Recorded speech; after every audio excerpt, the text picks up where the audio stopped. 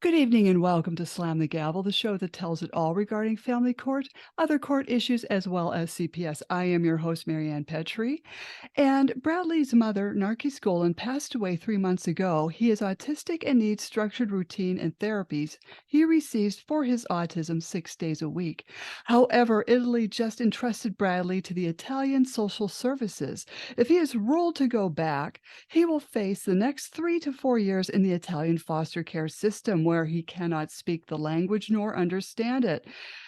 He will be taken away from the only family he has ever known. Please call Governor Hochul at 518-474-8390. That's Governor Hochul at 518-474-8390. Voice your concerns to keep Bradley here in the United States. Hashtag keep Bradley safe. I have a brand new guest on. His name is Roman Brik. He's a father who has been fighting for his fatherhood in the family court system in 2 states for over 5 years. Roman, who speaks 3 languages, was born under the communist rule in Soviet Union, worked as an attorney in Israel for many years, and earned an MBA degree from a top university, a combination of skills and experiences allowing him to develop a unique perspective on family court.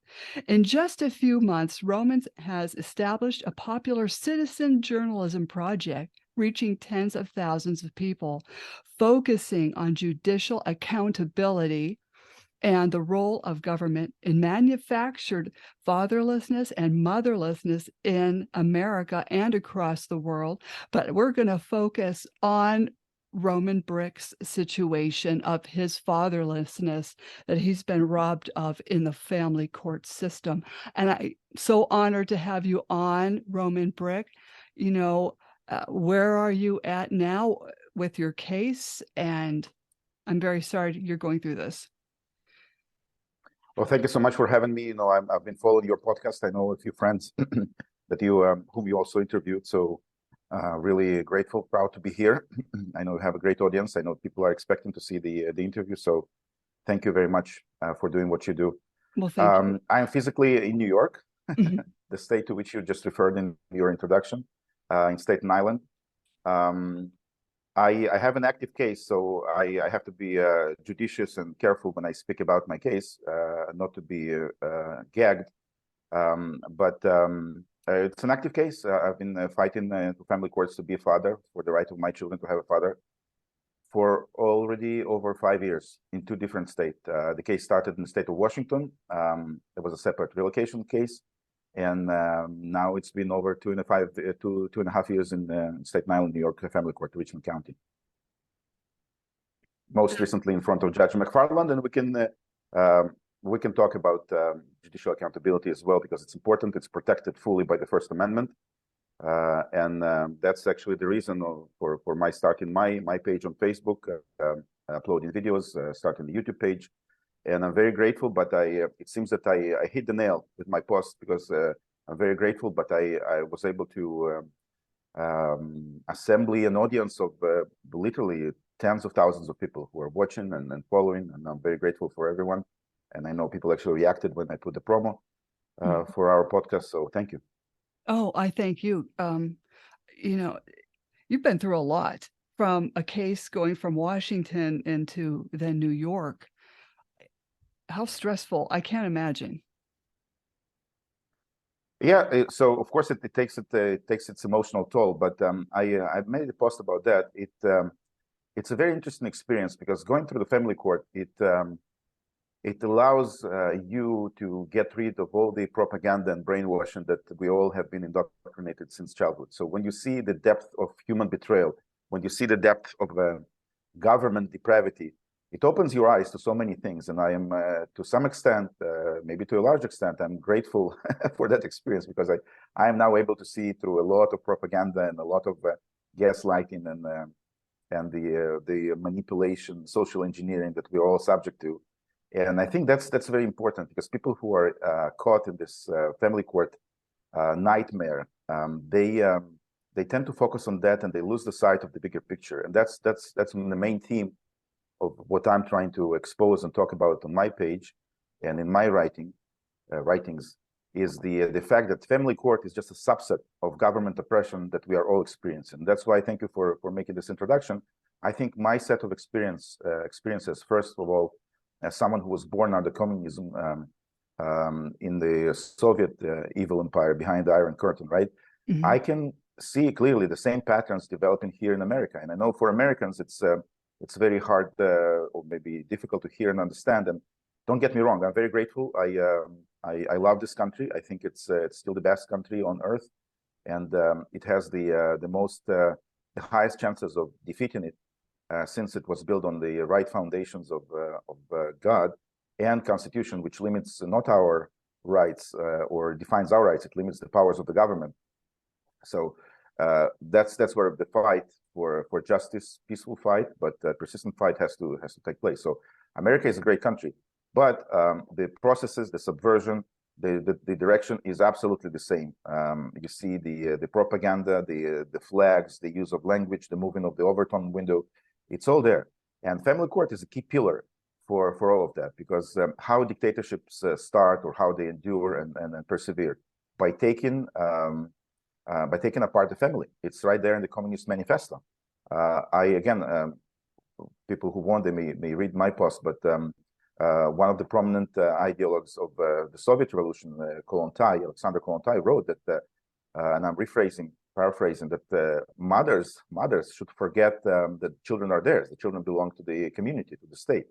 And we are seeing all that. So government is very clever. Divide and conquer has been the method of the ruling class for millennia, right? Mm-hmm. And we can clearly see it everywhere. So it's separating, sowing hatred between mothers and fathers and mothers. Children are being used. We saw recently, I don't know to what extent you want to go, but the recent PSYOP that endured for over 2 years, right? So people who took the injection, people who didn't take the injection. So it's manufacturing hatred. It's dividing the groups to the smallest possible subset in order to rule more efficiently. Mm-hmm. You know, it's just very frustrating with the family court system when parents present evidence and these judges aren't looking at anything and they're just rolling willy-nilly. I don't know if that's happening in your case. I can absolutely relate. So what happened in the family court system, it got absolutely subverted.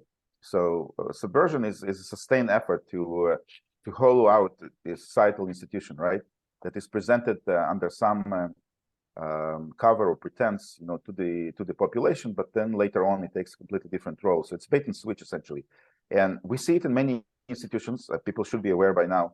The media is subverted. They promote an agenda, and in many cases, the schools became an indoctrination entity, right? Universities, long time ago, and it's hard to maybe perceive, but the family courts are the same. Mm-hmm. Family courts are essentially an ideological arm of the government, and that's why it was very, very shocking. Mm-hmm. Because you come to the court, and as I mentioned, as you mentioned, I have a background. I practiced law for many years, maybe too many years in Israel. I'm not a licensed attorney in New York, nothing like that. So I'm just a victim father. Mm-hmm. But it's very important to understand that the courts essentially now execute an ideology, and it's the same ideology that we're seeing in schools and everywhere. So that's why they ignore facts, they ignore law. I made a post about that. I listed over 30 items that needs urgent addressing by the public, by the legislature, that have to be fixed. But one of them, as you mentioned, Maryann, of course, it's the fact that judicial decisions are made many times in family court without a hearing, without evidence. That's my focus recently, without a valid appellate process. In New York, a judge can make a temporary decision. That's what happened in my case, right? Mm-hmm. Without a hearing, without a petition. It was just talking, the other side, the state-appointed attorneys were talking, no petition. The kids were taken away, ostensibly for supervision, for investigation, and never returned. They were never returned to the previous schedule. And I appealed. I lost count. I appealed, I think, 7, 8, 9 times to the intermediary appellate court. It's called the appellate division here in New York.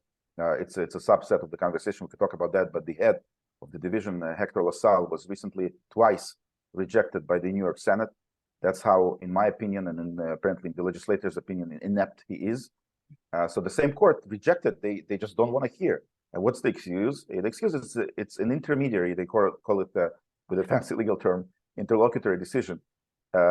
They just refuse. They say it's a temporary decision. You're not entitled to an appeal as of right, and the leave to appeal has not been granted. They use it's very insidious. They use passive voice, so you don't really understand who did not grant the appeal, what the decision, the grant the leave, the permission to appeal. What's the decisions? What are the reasons? Nothing. And then I went even higher. I went to the New York Court of Appeals. I went 3 times. I have 2 appeals pending right now. And it's the same thing. It's a one-line rejection issued by one judge, Annette Fiore, who also got removed. So we see some positive developments in the system, but we don't see real relief for the families. I actually went to the federal court, so it's precisely right. So we have basically completely unaccountable judiciary, and there's no way to appeal. And these temporary decisions, they set a schedule that allows the alienator to brainwash the children, and then the court hides behind the children. So it's a very carefully, very smart, very clever system developed over the decades. It's very ingenious. I don't know if this happened in your case, but in a lot of cases that I'm hearing from other parents is the other side will shoot out a false accusation and even call out parental alienation when none of that's even happening. And then the judge just automatically gives the child to that person making the false accusations.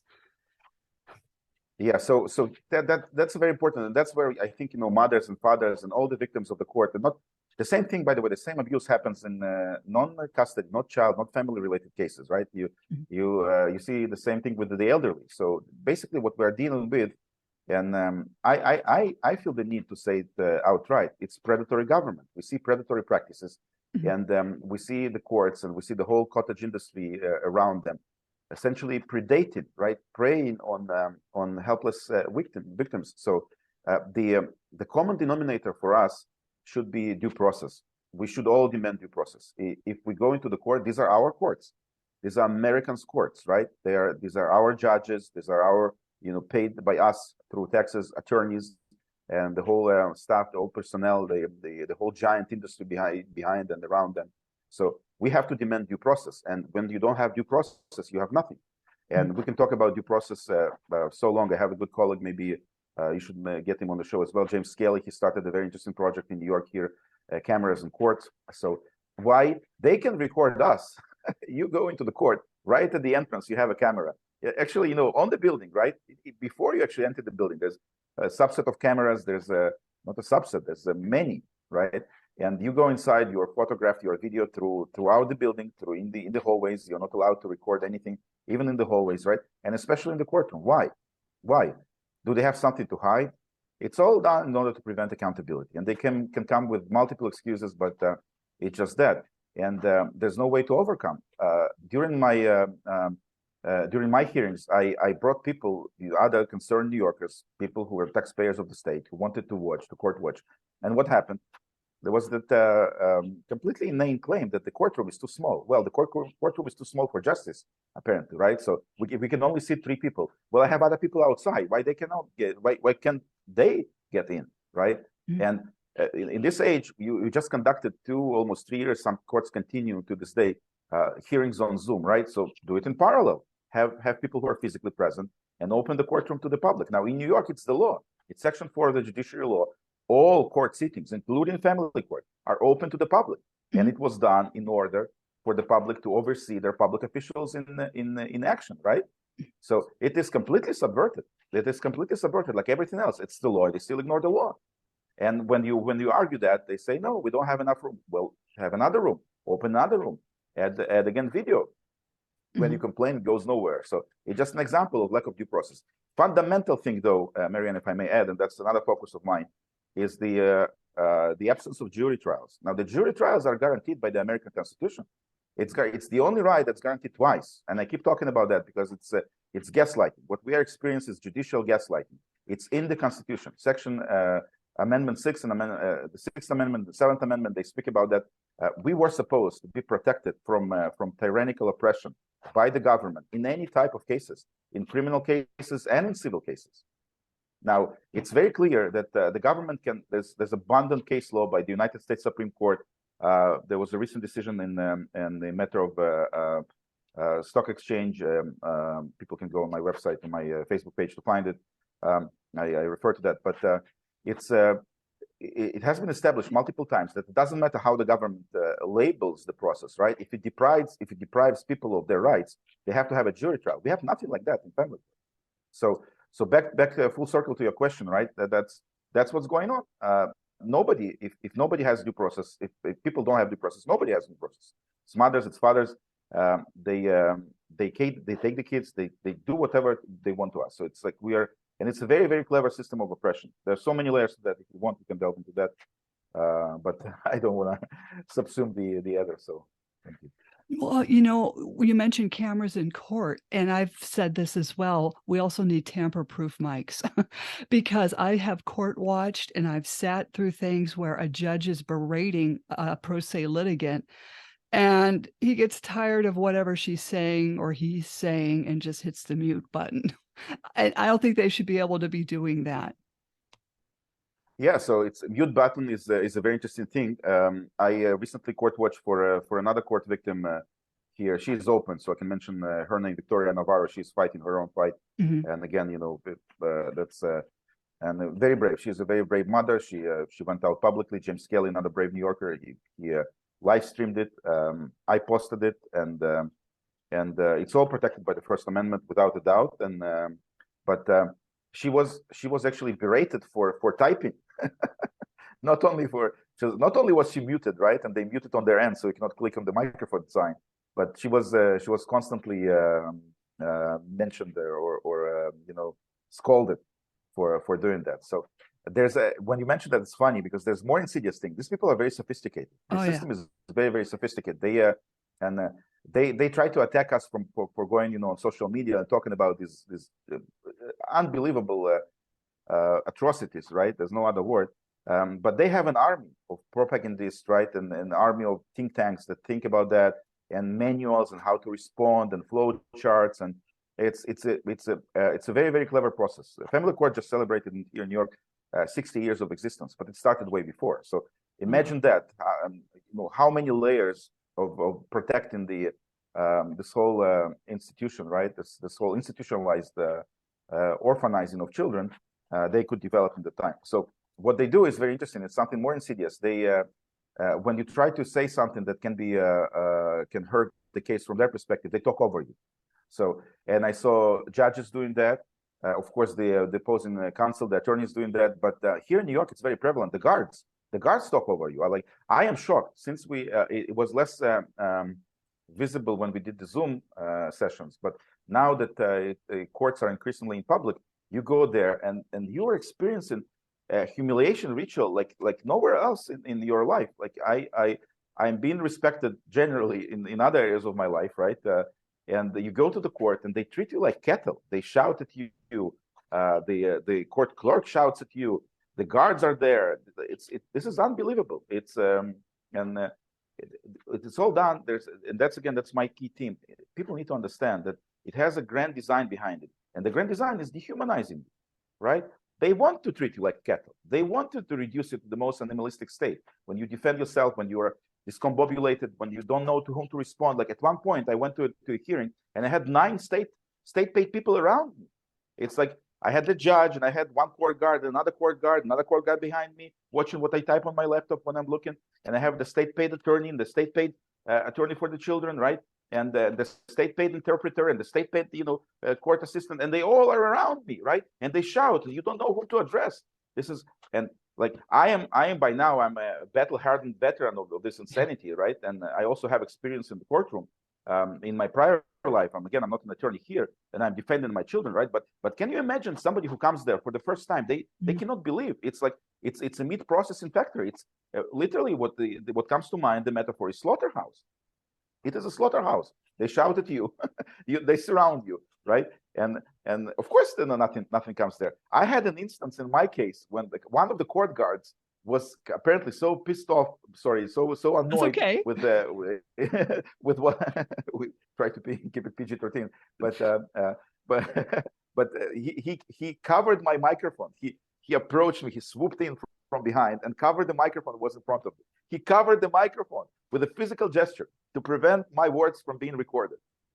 I submitted the complaint. I didn't see him again, but so far nothing happened. I saw no personal accountability, at least in the court that I'm litigating. So yes, it's not only cameras, it's the microphones, it's subverting the record, it's preventing the record from being complete, all kinds of games. And then you are left with no remedy, right? So because when you go to the appellate court, they say they want you to certify the record, whereas you don't have an ability to have an independent record. So it's a very clever system. They try to close every potential avenue of exerting public accountability or public oversight. I mean, it's such a broken system. I just think it should be abolished and taken back down to civil court so we can have a jury. Yeah, I don't know what your thoughts are. Oh, I have so many thoughts, and thank you for bringing it up again, because we can dedicate many more hours that it's a legal education understanding, but it's not broken, and that's my key point, at least that's what I'm quote unquote preaching. It is not broken. It's made by design. It's designed to work that way. That's what people need to understand, right? So the system is designed to create orphans, leaving children without parents, without fathers, without mothers. This is how you break society. It's ideological, and there's a sensitive topic that the judges don't like me talking about that. But again, it is protected by the First Amendment. Why do we see so many childless judges? In my case, Janet McFarland, I asked her point blank. I gave her the process that she doesn't give me. I asked her if she has children. She refused to answer. I asked the attorney for the children in my case. Her name is Rita Kaufman. If she has children, she started shouting at me. She couldn't answer a simple question. Why is it not relevant? Would you be treated for an eye disease by a doctor who is blind? Why to become a U.S. Congressman or U.S. Senator, you have to have an experience as a citizen, right? It's 5 years, I believe, for a congressman, a congresswoman, and then 7 years for the senator, right? So it's built in the Constitution because the framers understood, and people understand, that in order to perform a certain function, right, you have to have experience. Why? To be a family court judge, you don't have to have experience as a parent. Yeah. At some point, I was berated by a judge. I'm sorry, just to finish the thought, Maryann. Okay. That there's certain things that I can do or cannot do during my supervised visitation. Like, what does she know? What does she know? Does she have children? Does she know how to treat children? Does she know how to entertain children? Right? Does she know how to try to to be a father in a situation when your parental authority is completely abolished, when you are bossed around by a social worker in a completely alienating setting, right? That's foreign, that's dirty, the worst area of the neighborhood, right? So, and she tells me what I should or should not do in my morsels of the time that the court graciously grants me. So this is what's going on. So now, again, this is what we observe. The question is why we observe that, right? So that childless judges, right? Childless attorneys for the children, right? So many people leading alternative lifestyles, right? And now again, we are, it's a compassionate society. I don't care what they do in their own homes, how they lead their lives. They swallow the government propaganda that they can do whatever they want and be a career professional, right? And completely disbanding other things that God wanted us to do, like having children, to procreate, not divide and conquer. And so they can do whatever they want. But why are they family court judges, right? And the answer is why. Because the ruling class wants them there, because it's much easier for those people who don't have children to process us like me. That's what's going on. And that ideological background layer is very important for people to understand, because it's not an isolated issue. We are facing the same tyranny everywhere. But family courts, of course, are very important because they take the children away. And that's the first, that's the generation of future people, right? Future Americans who can be free. I just think these judges are personality disorders. I've only met two decent judges. But I don't know how they behave in other cases. However, I think they're all sociopathic in nature. And they identify with these attorneys that are also with the same personality disorder that they recognize and relate to. I don't know what you think of that. I saw decent judges. I cannot say that all of them are bad, but I my personal opinion and experience is the majority of them are very bad. Mm-hmm. They're not fit to be judges. They need to be removed. Right now, there's no mechanism to remove them. It was supposed to be an impeachment process. In the history of New York, I think it was done 6 or 7 times, and not all of the cases were removal of judges. So they created another subversion process of CJC, the Commission on Judicial Conduct, which is a joke. This is a joke. Was created to gaslight the public and to bypass the constitutional avenue. It was created by the framers, wise people who saw tyranny, who fought tyranny. So the CJC is the majority of members are essentially, they have a super majority of judges and attorneys, right? Mm-hmm. So nominally they have 11 members, if I remember correctly. The majority are not judges, but when you add the attorneys to the judges, they are super majority, right? And majority, and of course, the attorneys, they earn their livelihoods by appearing in front of these judges or other judges that were well connected, big offices, or not necessarily big offices, but well connected individuals. And of course, they have a voting block and they do whatever they want. So there's no accountability, virtually no accountability to impose on the judges, and it's impossible to remove them, right? And they are selected. This is my argument. They are selected in such a way that those individuals who make these decisions will be as less attached as possible to the humans in front of them. They cannot relate to children. They cannot relate to parents because they're not parents and they have no children. So I don't know if it's a personality disorder. What we are dealing with. It's to some extent. I pity the judges as well, right? They're as slaves as we are, right? Because in a sense, they probably are privy to more secrets in the system, and some of them might be even blackmailed. Who knows what's going on behind the scenes? It's completely the not transparent pyramid of control, right?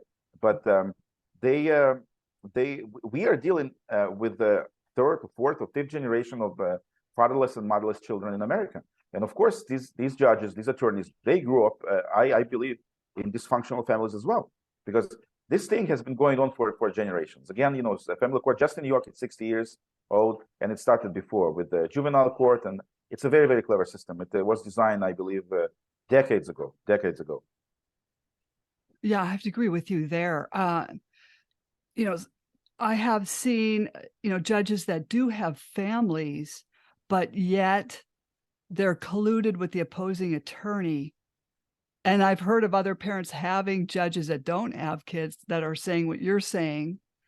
I think there's so much collusion as well as conflict of interest. I just think they should just abolish it and take it back to civil court. I don't know what you think. Yeah, so it's very clever, and you can see the same system all over again, right? So the government creates the problem, and then it offers a solution that brings you into further enslavement, right? Into more state of dependency on the state. So family court ostensibly was sold, quote unquote, to the public as a specialized, professional institution where people can focus on specific segment of audience, right? They have the expertise. So looks plausible, and that's what government does all the time. They sell you something plausible, right? And then they incessantly expand it until it's no longer traceable to its roots, right? So conceptually, family court might make sense, right? If you preserve the same due process. But what is the insidious argument? And that's very clever again. And jury trials, right? So what is essentially the government's argument? Why they are not letting us have jury trials in family court, right? They're saying family courts are not mentioned in the Constitution. This is an inane argument, right? So if Maryann, you and I give the example all the time. We have a farm, right? And at some point we decide to split the farm, right? And we have a favorite cow, right? Favorite, I don't know, sheep, right? Favorite animal. We cannot decide. You and I, we can have a jury trial on that, right? It's an article of a dispute, right? That we can go to the court. Now, if we have a dispute over a child, right? No jury trial. What sense does it make? It makes no sense. The framers of the Constitution knew that government can oppress you through civil courts as well, right? So they set a limit, $20, right? It was adjusted to inflation. It's a couple $100s, right? But any civil dispute, not brought by the government, right? You have to have a right to jury trial. The fact that it's not mentioned in the Constitution, that's gaslighting. That's what government does, right? So they create a new label and they say, oh, because it wasn't mentioned, now it doesn't apply to you. Makes no sense. I give another example to clarify it. Let's say tomorrow the government decides to establish space courts. They decide that interplanetary exploration is a worthwhile subject, right? And we need to supply livers or corneas, I don't know, to the astronauts and the scientists who deal with that, right? And they subject any healthy specimen out of the population to the authority of the court, right? And you say, well, let's give me some due process. Give me no. Space courts were not mentioned in the Constitution, therefore, the Sixth and Seventh Amendment does not apply. It makes no sense. It was designed as a bulwark, and to prevent further pressure by the government. It's not functioning. I went on this very topic all the way up to the federal court. I submitted a federal complaint, federal law case, lawsuit here in Eastern District of New York. I lost on immunity grounds, right? Which is another topic that we need to do, because federal courts, people delude themselves. They think that federal courts work. They don't. They do not. So yeah. And I went all the way. My case was dismissed because of absolute judicial immunity, which is insane. That's another thing that the judges invented for themselves. Nobody voted on judicial immunity ever, never. It's the Supreme Court declared this doctrine exists, and we are back to square one, like exactly like before the revolution, right? So we have a class that's immune. They can do whatever they want, right? No accountability.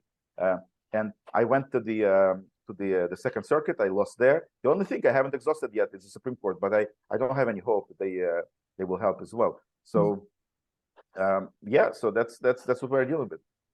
And to back you up with the federal court, I went through that and I submitted 1,000 pieces of evidence, exhibits, and he just admitted in a telephonic phone conference that he didn't even look at them, and he just ruled them irrelevant. So I filed a motion to make him read this stuff. That's pretty bad when you have to file a motion to make somebody read your documents, and then 3 days later he's dismissing it. So I took it to the appellate court, and they dismissed the whole case about 3 months later. This is how they do it. This is what subversion is, right? So we are dealing, and might sound bombastic, but Americans need to face reality. All of us need to face reality. By the way, it's global. So I on my page, I see people, I'm more connected to Israel. I lived there for many years. It's the same thing. It's even worse in Israel to some extent. In Israel, they don't have jury trials anywhere, in no court. So civil court. That's the question, by the way. If it goes back to civil court, what makes us think that they won't prevent jury trials in civil court? By the way, in New York, just to mention that there is a provision in the domestic relations law, right? So family court is for couples who are already divorced, they fight over custody, or for couples who were never married. In New York, it's a very convoluted system, again, to confuse us, right? But the Supreme Court deals with marriages and dissolution of marriages. So it's governed not by Family Court Act, it's governed by domestic relations law. And they have a provision in the law that allows you to get a jury trial. Guess what? I have another father who reached out to me now, went public, Kelly Evans, and he asked for a jury trial in his case. He didn't get jury trial, even though it's in the law. So it doesn't matter. If you are under tyranny, right? It doesn't matter to what organ of the government you go. And back to your recent question, the most recent question. So yes, federal courts and family courts and the legislature, right? And the Bar Association and the academia, everybody who's supposed to supervise, to provide protection for the public, right? To protect us, they are not functioning because it's all subverted. So it's pretty naive to go to ask for help from a tentacle of the government, from oppression done by another tentacle of the government. So federal courts, they do provide the decision. So I was shocked when I started this whole process how they don't provide any argumentation in family court, right? You have an order. If you even have an order, you can be issued an order. They don't want to even to work. Like the majority of, I think one federal decision that I got in the initial court, the district court, was longer than all of my decisions in the federal court combined. So they at least give you the courtesy of providing a decision, right? But it's a very expensive courtesy. You pay here in New York, you pay $400 something just to file, right? And $500 to file a federal appeal, right? So to get a longer decision that rejects you in the same way. So federal courts, it's a very again, it's a very clever side of this whole tyranny we are facing, because they invented the multiple abstention doctrines, right? So you have the domestic relations, you have the judicial immunity, as we mentioned, qualified immunity, absolute immunity, right? You have the state sovereignty. So they go out of the way in order to not see, not to hear, and to not interfere with this conveyor belt of orphans that comes out of family court. And we can talk about that because it's completely unconstitutional as well, right? So again, the judicial immunity is inane. Domestic relations, I think it's very interesting how they gaslight you, even in federal court, right? Yes. So they reject your potentially one of the ways for them to potentially reject you is to claim that, oh, it's a domestic relations issue. No, it's not. I'm coming to federal court because I'm asking for protection of my rights under 42 USC 1983, right? So my rights, my constitutional rights, were violated by the judge. That's the question that I bring in front of the court, right? I'm asking you to protect my constitutional rights. That's what the law was there, right? No, it's a domestic issue. This is not a domestic, this is a human rights issue, right? This is gaslighting. It's taking something, right, and shifting the conversation. So it's done all the time, right? So the judicial immunity, by the way, it's not many beautiful decisions that, again, they don't follow, right? Is that say that it's not a protection from suit. Potentially, you can say that the judge is immune. Even that is of course insane, right? Nobody voted on immunity again. But to block your lawsuit, sua sponte, right, without even hearing the other side, the judge acts as a prosecution, as a representative of state, right, as a judge, right, and they just reject you. Never heard the arguments from the other state. If you get the response from the general attorney, from attorney general, right, in the state, that's a win. That's a win because at least you got some. Some response. But I have to say something that federal lawsuits can be useful in a sense that you do expose it, right? It's on file. It's a document that's out there in the public record, right? Anybody who has pacer, they can see your arguments. So it's very, very important if you want to legally voice and present the evidence, right? And if you name the judge, right? Many judges will actually they are sensical, right? In my case, when I sued my judge, in my case, Peter DeLizzo, he removed himself from the case. He did remove, right? So, and I have to give credit at least for that. So he understood that from the moment he became a defendant in the civil suit, he could not continue in the case impartially, right? But my current judge, Janet McFarland, despite all the complaints and my filings, right, she still clings to my case inexplicably, right? So she has, it's very clear to me, she has hatred, right, toward me, and I have nothing against her. She can have, I wish her all the luck and all success in her personal endeavors. But in my opinion, she's not fit to be a judge. I submitted multiple complaints. I uncovered, for example, that she gave illegal donations that are prohibited for judges to political candidates, right? I exposed, and that's another topic that if we have time, I would like to talk maybe briefly about that. But I exposed the blatant, glaring nepotism in the assignments of attorneys in Staten Island, Richmond County Family Court. My background is I have an MBA from a leading university, not to brag, but that's my job. That's what I was paid to do by world leading corporations, largest corporations in the world. It's analytics. So I did an analysis. I have a video that I think it was quite popular. It still is, on YouTube and on Facebook. And I show everybody how people actually, it's open data. You go to the schedules and you see who are the attorneys appearing in front of the judges. And I made the correlation. To me, it's simple, and I walk people step by step how to do it. It's a pivot table, right? And you can see that a certain cohort of judges and certain cohort of lawyers are tightly correlated. So you have superstars here in Staten Island Family Court, 10 or 20 attorneys who get the majority of cases. 60, 70% of cases go to the same attorneys, right? So, and you expose all that, and they still nobody cares, right? So coming back to to the some usefulness, federal court lawsuits can be useful if you have a somewhat more logical judge, right? And they understand that it's a conflict of interest. But sometimes you have unmovable judges, and I don't know what they're waiting for. Again, going back to the ideological structure, what we're dealing with, right? So the whole goal of the establishment is to show you that you have zero control. We have a ruling class, and you are nobody. That's why you go to the legislature. You can participate in hearings, for example. right? Theoretically, right? The executive branch, you can participate, or ostensibly the public is represented by journalists who don't function as well, in the press conference, right? But the judiciary is a completely stone idol, right? They don't engage in any dialogue with you. You cannot. They don't care, right? They don't care. The only thing that I saw working is actually Facebook or social media, right? So Yes. I write a criticizing article, and suddenly there's a reaction from the court, not directly to you, right? But you see that something is working. So we need to be very clever in this oppression, right? And see what tools are actually working. Right? Again, I'm not advocating for any violent insurrection, right? It has to be done in a peaceful way, and it's a very powerful weapon. So thank you for what you are doing, because social media is a game changer. We all need to be vocal. That's the only way. That's another lesson from my Soviet background.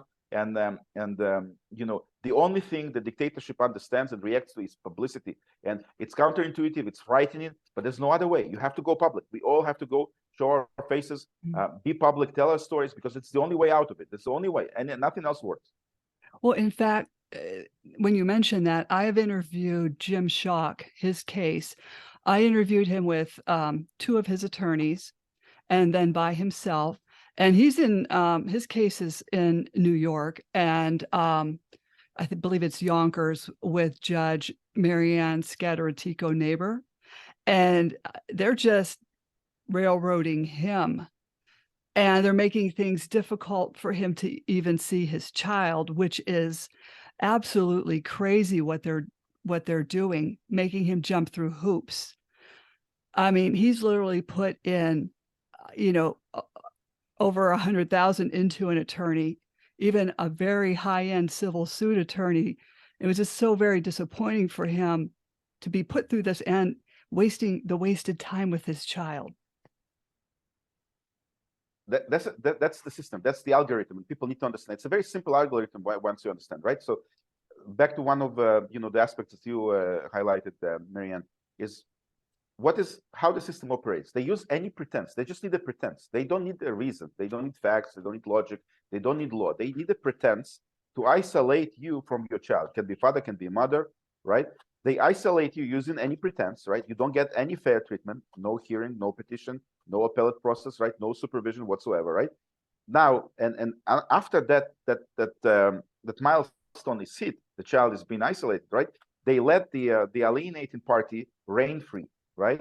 So it can continue. In my case, it continued almost for 2 years. I didn't have normal access to my children, right? I regained some form of access only after going public, right? Because people are, and I'm so grateful, people are watching the stuff that I'm putting on videos. People are coming to support me, right? This is very important because we are being hunted, right? And it's important to show the hunters, right? The predators that actually, no, we will not take it anymore. How long can I really don't understand. I know it's fearful. It took me time to develop, right? But there's really no other way. They came for us. They came for our children. Like, if you don't speak now, when will you speak? In the boxcars, in the camps? Because that's where it's going. It's not a conspiracy. In New York, we had legislation that was somewhat stopped by another brave attorney in New York, right? But it's on the books. It's on the books. They have the bill, right, to quarantine people, right? Is a governmental authority, right? And you see all this oppression. So they try to conceal it. Why? They don't talk about. You see the media blackout for that. That's why the podcasts like yours are very, very important. Why? Because they don't want people to know. They need the trap to be open as long as possible. So once the child is isolated, there's a time period throughout which the alienated parent can alienate, right? And then you go to the court. That's a switch, right? You go back to the court, and the judge says, "What can we do? What can we do? The child doesn't want to see you anymore. The child was dead. What sense does it make? A small child, right? And that's how you connect the ideology, right? The child at the age of 12, 13, 14, 15, 16, right? They cannot decide whether to smoke a cigarette, right? To buy a beer, right? To drive a car, right? To vote, right? But they can select with whom parent they will live. What nonsense is that, right? Or moreover, and that's the case of James Younger, right? Which is very important for anyone in America to know, right? Like the child, his kid is 10, right? A child can decide what gender he will be, to change his physical attributes completely, and the same goes for girls, right? So if you remove an organ, right, you cannot regain it. And what insanity is this? And you can see these two dots connecting, right? That shows you that's ideology, right? To allow a small child brainwashed child, scared child, right, who was isolated from you for a prolonged period of time to select with whom to live, right, or whom will raise it, right, him, him or her, sorry, right, or to let a small child to decide what gender. Gender is also it's a Overton window world, right? What sex they will have. It's the same thing, right? They're too small to do something, but not too small to do. It makes no sense. It only makes sense when you understand this ideology, and the idea is to ruin society, ruin the kids, ruin the parents. So the case from New York, yes, that's what they do. Zero accountability. Luckily we're seeing some more, awakening in New York. So you have freedom fighters, it takes time, but there's no other way. We all need to speak and tell our stories, and that's how we break the narrative. And that's a message of hope. And I'm absolutely convinced. I'm now, luckily I'm much more closer to my faith. I'm trying to be as observant Jew as I can, but I believe in God, and we are seeing really, really big moves made by higher powers right here. So, and the only way for us is to overcome fear, right? Because that's what the scripture tells us. In the Torah, the 5 books of Moses, the expression "do not fear" is the most recurring. So we should not fear. We should speak, right? And when you show the stories, that's how you break the narrative. And to understand from the ideological perspective, Orwell said it best. I'm paraphrasing, right? So each tyranny, each government, they rely on 2 pillars, right? It's force and deception, right? So government has the monopoly on force. They have F-16s. They have the whatever. We cannot oppose them with violence. We shouldn't, right? But the other leg of the colossus is the brainwashing, is the deception, it's the propaganda, it's the controlling narrative, and that's what we are doing here. We need to break the narrative, because if you come with the stories, with the faces, and you say the system is corrupt, the system is designed to take away children, right? The system is full by childless, with childless judges. There's no appellate process. They don't review intermediary decisions that take your kids away, right? You have no jury trial, you have no due process, right? They don't read your motions, right? When you expose all that, even despite the fact that the media doesn't cover it, eventually it will propagate. People will understand it, right? And people are understanding, and it will all crumble peacefully, like the Soviet Union. Sorry for a long tirade. No, that's fine. No, that's excellent. It's just such a shame that Dr. Mark Roseman wrote in his book Preserving Family Ties that when this happens, it will disturb 6 generations. And I just think these judges are identifying with the wrong party, and they're gaslighting the target parent all the time. It's just very frustrating. So I think we are the 6th generation now, right? Right. To refer to your example. So that basically it's the end, right? But it's going to be a good end. I have no doubt, but because we are commanded by God again to procreate, to have children, to raise children, right? We are facing evil forces executed through the courts. That's the reality of it. It's a spiritual battle as much as it's a legal battle that want to stop it, right? They want to control us. They want us to be of manageable, size, right? So that's the way. It's to discourage it all, and you cannot fight human nature, God-given nature. So that's the commandment. So we will win. We will win. There's no doubt.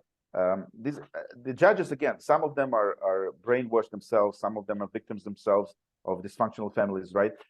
Some of them are just lured by money. The family court judges are very highly paid here in New York. It's last time I checked, you can request actually the payment information for the judge, and it's supposed to be an open record. They do create an additional step here in New York. Federal judges, by the way, the information is exposed, so we can talk about that. There's so many layers of this subversion and oppression, but they're paid over $200,000. They don't work a lot, right? So the meetings, the hearings start at 9:30. They leave probably at 4:30, 5. Maybe they work at home, maybe they don't. They have state holidays, right? Many times you come to a court, you clearly can see, like you referred to, Maryann, right? They never read your case. So it's a nice job, right? And again, like I exposed, and I ask people, I encourage people, because I cannot get it out to the mainstream media. I believe it will happen eventually, because the analysis is very, very solid, and I actually had some contacts with mainstream media on that. But what they do, they disperse the cases, the state, essentially state contracts of 18B which is the state-appointed attorney to a litigant, and AFC, attorney for the children, they're called in New York. They're actually attorneys against the children. They don't represent the child interests. Right. They represent the state. So, but these are contracts that I paid by the state, right? And the assignments are made by judges in a completely obscure, non-transparent manner. So, and I show the correlation. So you can clearly see that you have a handful of favorites by a certain judge, and the majority of cases go to them. You rank them, and you see, like in my case, the attorney that represents the other party in my case, Ian Berliner, right? He's one of the favorites. He gets a lot of cases from the judges. So that's not normal. The public needs to oversee it. Why I need to dig through, again, open data, right? Do the analysis and show that him or Rita Kaufman, the attorney who represents, he's the AFC in the case, she's the AFC in the case. Why did they get? Why they're at the top of the chart, the best hits, right, in the report of certain judges. So in my opinion, that's a huge part of what is going on, right? So you have the untouchable judge who has a very cushy, very luxurious job, right? It disperses, all these assignments to attorney friends, right? Who actually to earn very, very decent living, more than decent, right? When you see some of these attorneys are actually spouses of judges, so you can get some glimpse of information about how much they earn. They can easily do 200, 300K a year. These attorneys, state attorneys, people think state attorneys are poor. They are not. They get a lot of cases, right? And they barely do any work. Again, they get a lot of cases, right? They bill the hours. Nobody can see the billing. I asked for the billing. By the way, I asked for the payment information from the state authorities here, the city authorities, right? And I submitted a freedom of information request, right? They keep dragging me along for months, almost a year now. They keep extending the timeline.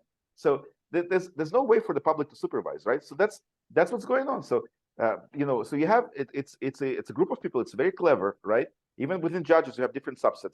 Some are genuinely brainwashed, right? Some, I have to mention, some are, very, I would say, ardent feminists, right? Who think that's ideologically, mothers need to raise children, which is wrong, right? But that's what they promote through the bench, right? So and you have the childless judges who think that no, they don't need a parent. You have communist, potentially, ideologically brainwashed people who think that no, it's the state knows better. So it's a group. But anyway, what we don't have is public accountability and supervision, and that's what we need to do, because it's our government.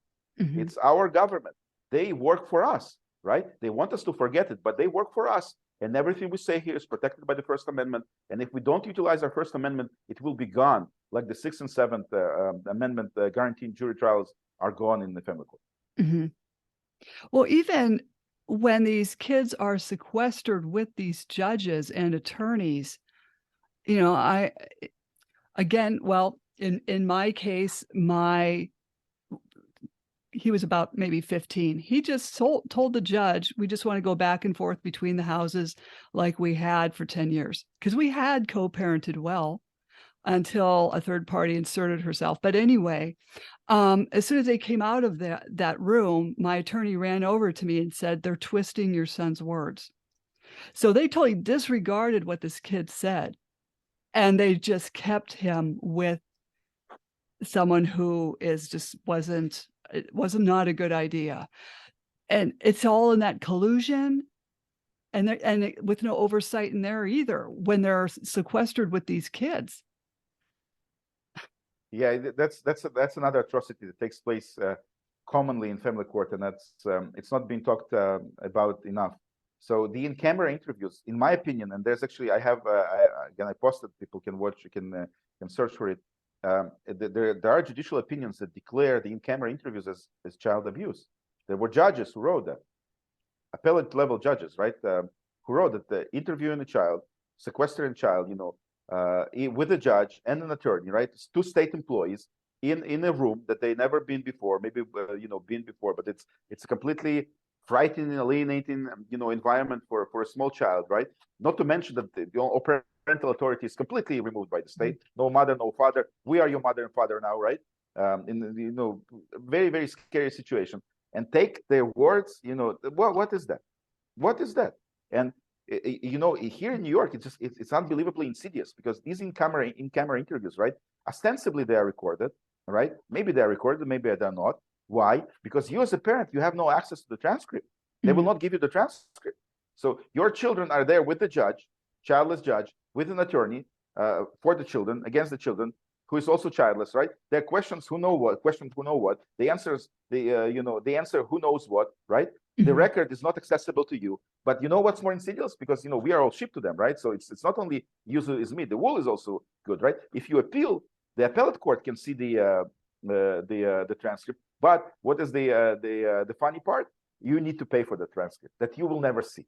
They mock us, they laugh at us, with the system, right? So it is children are children, right? They're malleable, they're small, they're brainwashed, they're frightened, right? The psychological mechanism has been described times and times again, right? So if you take one parent out of the picture, right? The child is small, they're physically small, you can move them, right? They depend on the clothing, on food, right? On another parent, they are afraid, they don't know what happened. Adults don't understand what happens in the system, right? It takes time for people to process that we are under surreptitious tyranny here in America through family courts, right? So what a child can understand. Somebody took my father away or my mother away, right? Now I'm left with another parent, right? And what if the other parent disappears? What can I do? I'm so small. I'm frightened. Where will I get food? Who will take care of me, right? So it's an intentional mechanism of enmeshment, propagated, aided, and abetted by the government. That's what they do, right? And this whole frightening, this whole creation of that scare, of course it impacts the children for life. That's what they want. They want broken parents, broken children, right? I am not productive. I'm productive, I think, in the right way, because I bring awareness and I'm fulfilling, I believe, my purpose through that, and you as well, right? So parents like us who talk, but we cannot do anything normally useful for society, right? So we only fight. So they tie us into that, right? The children are completely broken because they cannot get normal access to both parents like they usually need, absent very extreme circumstances that needs to be proved in front of a jury with due process, right? And that's what government wants. Generation after generation of broken children, broken adults, right? Who are easier to control, easier to manipulate, and eventually to enslave. Exactly. And they're also teaching these kids not to trust anybody, not to trust law enforcement, not to trust, even their own parent. People have said, well, when a kid is 15 or 14, they're allowed to decide where they want to live. And I always say, no, they're not. The judge makes a decision where they're going to live. Yes. Yeah. I said it was a popular post. What we are dealing with is adultification of children and infantilization of adults. That's what we're dealing with, right? So in certain areas where it serves the government agenda, the kids are allowed to make decisions, right? When it doesn't, they're not. So this is schizophrenia, right? That's what it is. But again, it's all by design. So we need to understand it's a very clever system, designed, scripted. They have a playbook. That's not the playbook that we see, but in New York, there's actually a playbook of decision making, rule book. It's a document, right, for judges. But of course, we understand it's a script, and that's why your arguments don't penetrate, right? You go and you present, and they don't care. You're just like talking to a robot, right? And you appeal, they don't care. You appeal to the Court of Appeals, they don't care. You go to a federal court, they don't care. You go to legislature, they don't care. Who cares? Other people, right? And they do care about social media, because that's where the exposure is. And I can talk. I saw a couple examples, but I know we're at the top of the hour. So I mean, go ahead if you want to add it. Oh, maybe just briefly. So I think because we all need everybody, right? So if somebody if not everybody's free, we are all slaves, right? We need to free everyone, and that's why we need all the voices, right? I know it takes time. I know it's scary to put your face out there. Maybe people are not eloquent. I have an accent, right? So, but we still need to be to talk. We still need to present our cases, because there's no other way. That's what they want, to smother us, in silence in the corner, right? And if we don't speak out, we don't speak up now, right? It will never happen, because they are moving in a very concrete direction. It happened time and time again. And it's hard for people to perceive it's America, right? But it happened. Russia was a prosperous country. Cuba was a prosperous country. Venezuela was a prosperous country, right? There were successful countries who were subverted, rotten from within, right? And then the government completely took over. So we need to be open. We need to be brave. What else do we have to lose? They came to take your children, and even parents who are not divorced, right? They already set up facilities in schools, right, to introduce I know that we need to be careful about the censorship, which is insane, censorship in America, right? To introduce certain medical procedure to your children without your consent, right? So how more dots do you need to connect? They all touch each other, right? So what I'm trying to say, I'm trying to give maybe a message of encouragement.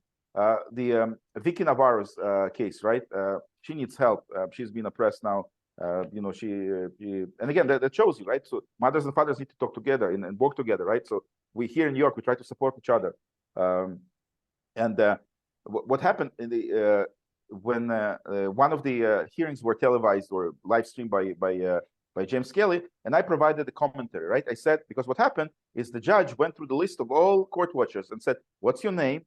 What are you doing here?" Right? So on the record. So this is government intimidation, pure and simple. That's the first thing. Second of all, of course, it wastes time, right? So, and again, it prolongs the case. The child can be alienated farther away. So it's all designed, right? But the asking of the names of the court watchers is illegal. Section 4 of the judicial law here in New York does not give judges any authority, right? If a person came physically to the court, would sit, on the bench, nobody would ask usually, right? Again, some judges violate the law. Some judges, by the way, uphold this law. So after that happened, it took, I don't know, 15 minutes, 20 minutes to go through all the court watchers, which is encouraging. People need to court watch for each other. Judges need to know that we as members of the public completely peacefully, completely legally oversee what they're doing. We watch you. We see what you are doing. It's important. It's our government. We want to see how you execute your duties, right? But intimidating court watchers, members of the public, by asking what their names are, what their relation to the case is government threatening, essentially. Well, that's what it is. So I wrote a blog post about that, right? And what do you think happened? The next hearing, completely smoothly, it was done. It was done badly, but it was done in 5 minutes, right? Because they didn't. So if I wrote a motion, if Vicky submitted the motion, they would probably ignore it, right? But when I put a post up on social media, right, it worked. It worked. They read the stuff that we write. They do read. They will never admit it because the kettle is not supposed to have a say in how the ranch is ran, right? But they read it, okay? And I saw multiple examples. I complained about my support magistrate that she didn't let me use my my laptop, which was essential. I have thousands of documents scanned. I cannot bring all this, huge binders, right? She said no. First, she said no, and I wrote a post. Next time, yes, you are allowed. They put a sticker on my camera. It's ridiculous still, right? But they read. So that's why it's important. If you don't have a normal channel of communication to the judges, they don't read the motion. They only gag you. That's what they do, right? But at least you make it public, and that's how the system is slowly forced to react and to act legally. That's all we want, to act legally. Follow your own constitution, follow your own laws. So only encouragement. People need to be brave. We all need you. Everybody who watches that, please go tell your stories. That's the only way out. And the more people speak out, the quicker, the faster it will end. Right. And I have parents that want to come on, and we'll set up a date, and then they'll back down and say, wait, I have a hearing coming up maybe after that. And, in the case of Jim Schock, the judge was railroading him with his second right amendments. I don't believe, it's hard to fathom that she could take away his guns. He hasn't done anything. He doesn't even have a speeding ticket. And also, what's surprising is there's no amendment that has not been violated. There's no amendment that hasn't been violated, right? So you have gag orders, you have no jury trials, there's no due process, right? There's no equal protection under law, nothing. They do whatever they want, so the Constitution is a piece of paper in family court, right? So, and if you get some justice, you need to fight for years, spend untold amounts of money, right? And that's again, people need to understand it's not the court. The fight is not legal. The fight is ideological, right? We are being oppressed through the courts. The courts are now, the family courts especially, and all the courts, in fact, are an ideological arm of the government, right? They do everything to stall, to deceive, to gaslight you, right? To prolong it and to arrive to their goals. You get an inch, they take a mile, right? So that's you give an inch. That's what's going on. So nothing surprising.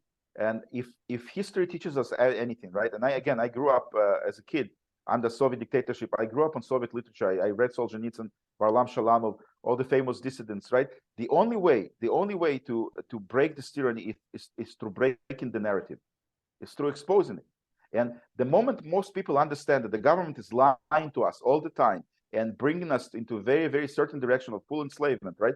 The faster it happens, the faster it will fall. Soviet Union looked very mighty in 1991, right? They had the military parade with the planes and the tanks and everything, right? And enslaving multiple republics, tens of hundreds of millions of people in Eastern Europe as well. And what happened in August? In 3 days, it fell. Why did it fall? Because people understood that the government is lying. Mhm. At some point, it clicked. Nobody came out to defend it. By the way, it's very interesting. So, like one of my parents who reached out to me, I mentioned his name, Eli Evans. He's a former NYPD officer, right? And firefighters are reaching out to me, police officers, right? Mhm. It's everywhere. People need to understand, right? So it's the oppression is devouring the government. The tyranny is devouring everyone. They will come for everyone, right? So Mhm. the sooner we expose it, we talk about that, the sooner this nightmare will end. And I have no doubt it will end. We are fighting God's fight to be parents, to have children, to raise them. It's not the government. These are our children. They are not government's children. Right, right. And another thing that's mind-boggling is there are still people out there that think family court is not corrupt. It's institutional corruption, right? So it's personal people. We have, it's hard to get evidence because they are so covered. I submitted FBI complaints against my judge, right, with all the evidence. So far, I haven't seen a response. Maybe they are investigating.